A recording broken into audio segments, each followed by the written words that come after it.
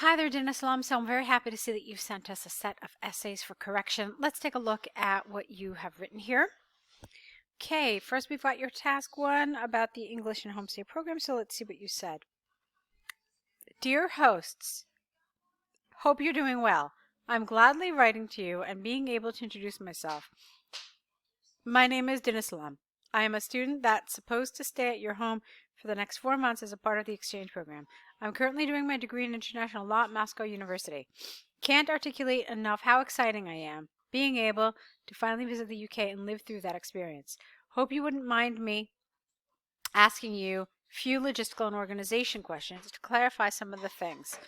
Okay, so what I basically see here is that it's a good introduction in a number of ways.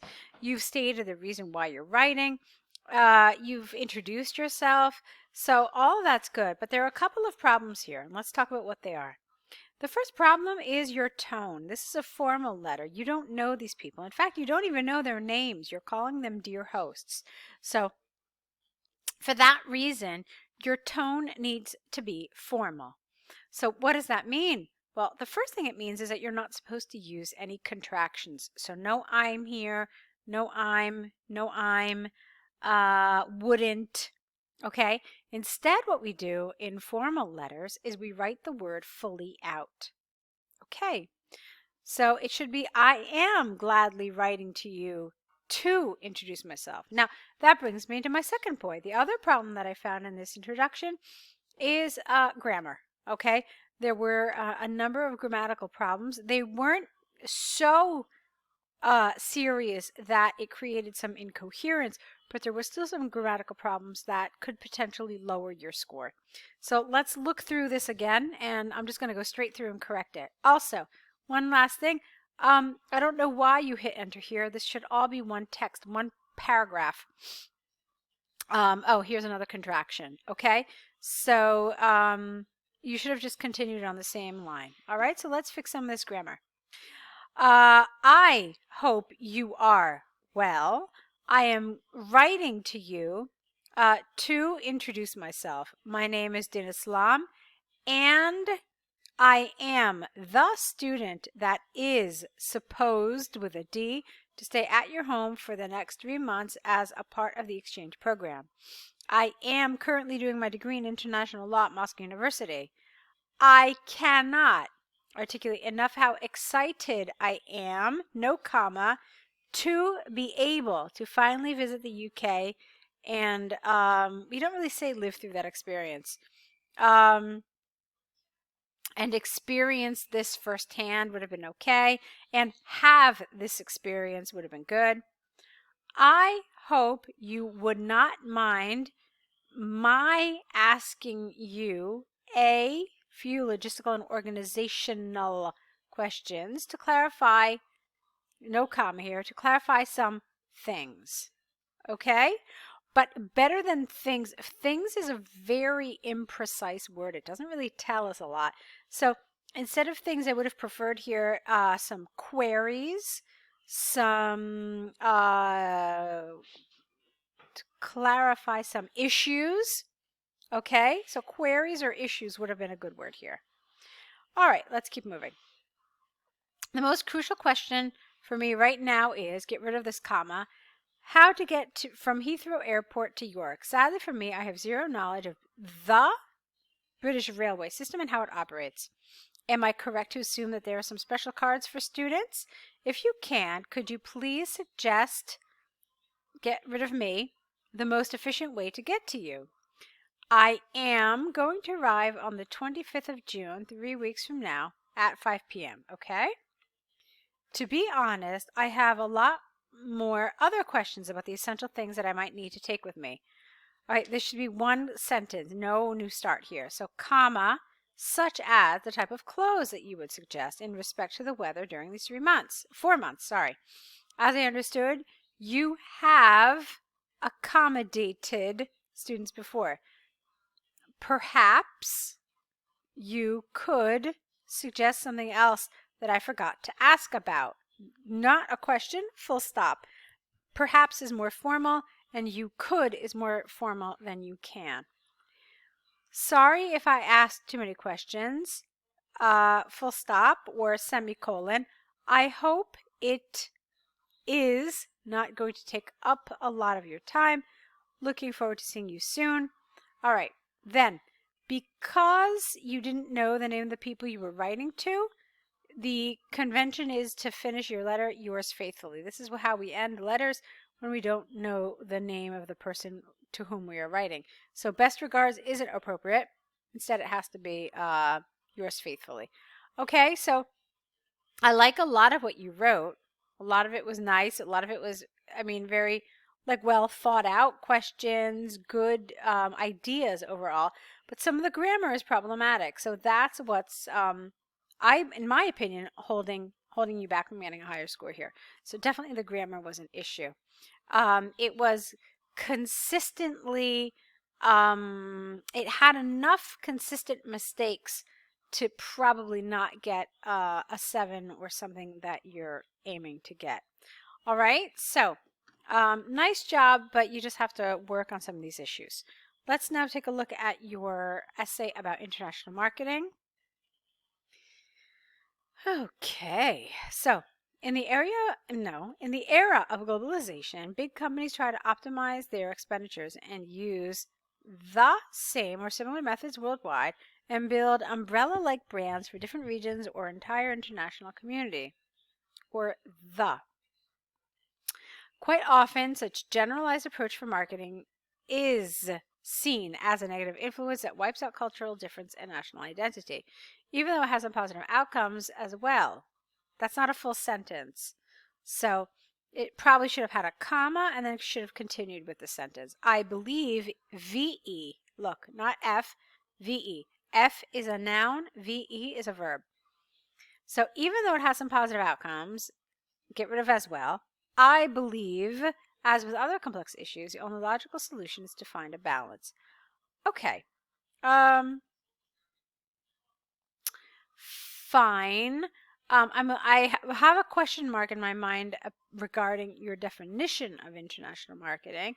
You said a generalized approach, while my understanding of international marketing is that it is actually tailor-made to each particular market. That's what makes it kind of international, that you tailor the marketing for that specific target group. But anyway, let's move on and see what you said. Other than that and the little grammar things, it was good. At first glance, get rid of the.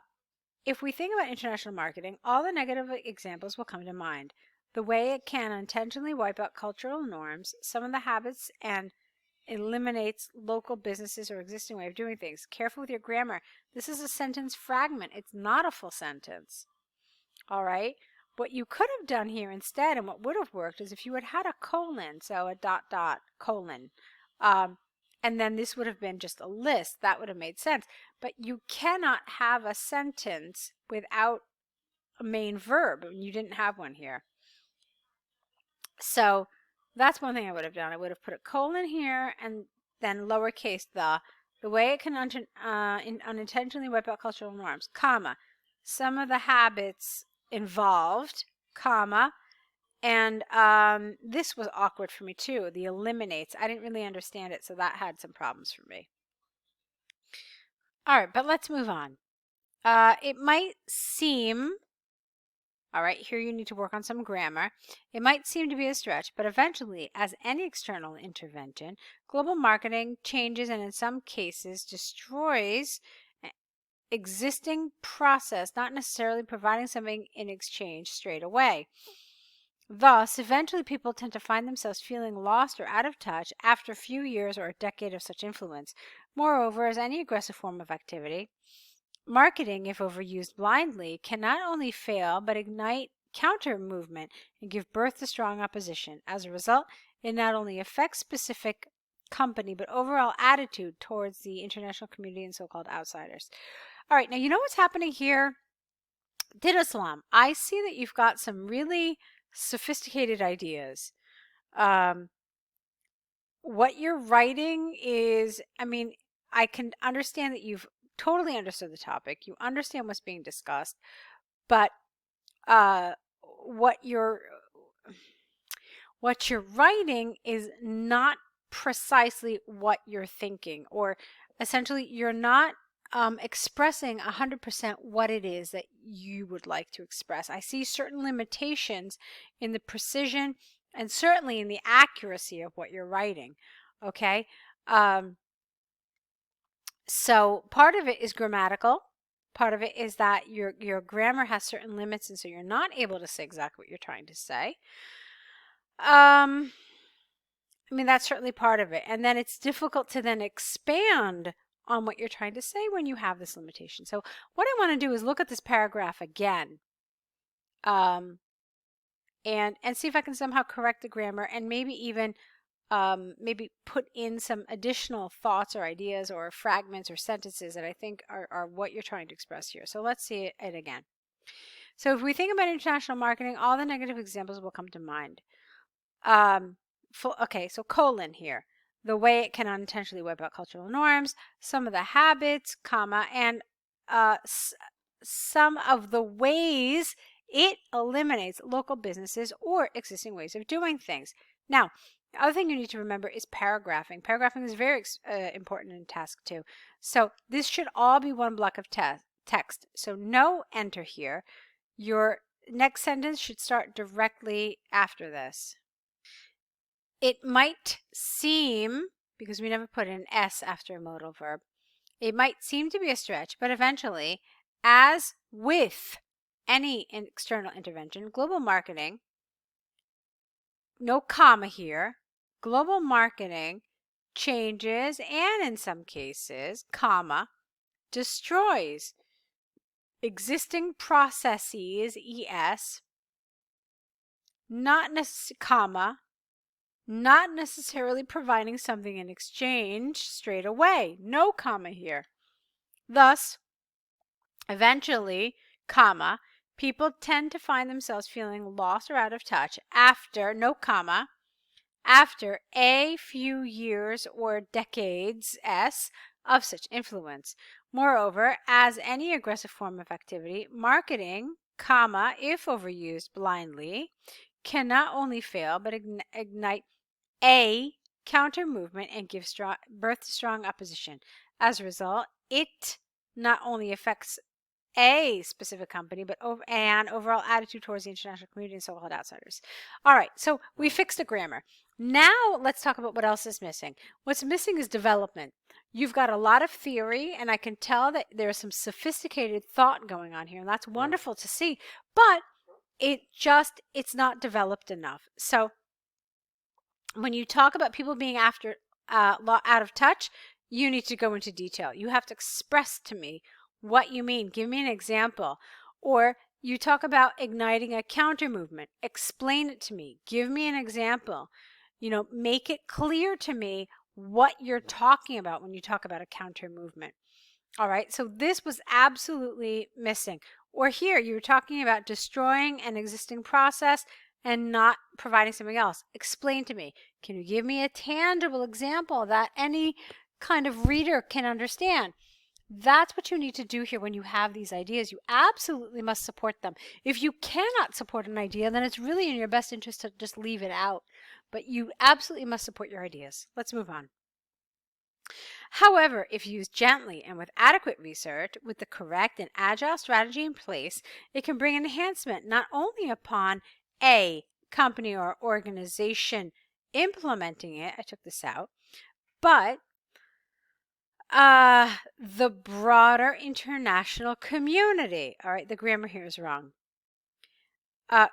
Comma, creating a positive image. So a lot of the grammar here is wrong. When you have these kinds of clauses, there are certain things you need to do with them. Now, in the next sentence, you mean something totally different. I know what you're trying to say, but it's wrong. What you're trying to say is not to mention, but not to mention can't be used at the beginning of a sentence like this. It usually just comes as a connector between two opposing ideas. So let's try it again from the beginning of this sentence. Of course, it then becomes a huge sentence, which is really problematic. You don't want to make it so large, but let's just try it. So, however, if used gently and with adequate research, and the correct and agile strategy in place. It can bring enhancement not only upon a company or organization implementing it, but it can also open a door for the broader international community, creating a positive image, not to mention economic efficiency and optimization that allows our society and enterprises to develop faster and progress in a more rapid way. Now, is that a grammatically correct sentence? Yes, it is. Do I recommend writing like that? No, absolutely not. It's far too complex. It's far too long. And it's so easy to get lost in the meaning that I would never suggest writing it like this. It should be separated. Unfortunately, the way you separated it grammatically was not correct. Okay? So, let's move on. Additionally, as any type of international connections, as with any type of international connections, international is one word, the more intertwined different countries are, the less likely politicians will have any ability to start something absurd like war or any types of conflicts. Okay, now, here you've got a number of problems in this paragraph. The first problem is, again, you don't have any sort of support. So you don't have any, you've got a lot of abstract ideas, but nothing really providing any sort of tangible evidence, any sort of examples, any sort of illustrations. It's just a lot of theory, a lot of abstract theory. So that's my first problem. Obviously, I corrected some of the grammar. We talked about some of the grammar and where some of the problems are. The ideas, again, are sophisticated, but let's talk about something else. Did you actually answer the question? And I'm going to tell you that I think no, you did not. You're supposed to be talking here in the positive element of the paragraph. Is international marketing an economical form of education, a necessary form of education, as well as spreading ideas, language, and culture? You didn't really talk about any of that. All right. You talked about opening a door for a positive international community. You talked about economic efficiency, but you didn't really mention any of these other things about language, culture, and ideas. All right, nor necessary an economical way of education. So I would say no. It's as if you talked about some positive elements of international marketing and nothing else. So let's move on. Regarding my personal view, I agree, present tense, not past, with the latter, that international marketing is on the sunny side of the street and usually a positive rather than negative matter. Although cannot start a sentence like this, okay? It has to be followed without a comma. Okay, and not with despite. So let's try it differently. However, despite being citizens of different countries and having different ethnic backgrounds, comma, we are all humans and belong to one species. Sooner or later, we will end up being one. International marketing is one of the strings and stitches the world the world tighter and helps to create something in common. Okay, so clearly here, Dinislam, we've got some very lovely, sophisticated, mature ideas, but what we need to do is we need to really just link everything together.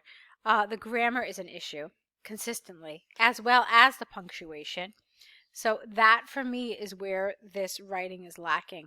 I thought your ideas were sophisticated, but they weren't well supported. You need to go and get a little more abstract into some of this, okay? I'm sorry, did I say you need to get more abstract? You need to get less abstract and actually provide some tangible evidence, some illustration, some support. So I think you're in a wonderful position to take advantage of the online course, which would help you with a template, which will help you with sentence structures, and will help you with how to organize this and how to develop this in an appropriate way, because you've got lovely ideas and they're on topic, but something's happening with kind of pulling everything together, and that's what the course will help you do. So see if that's something you can sign up for.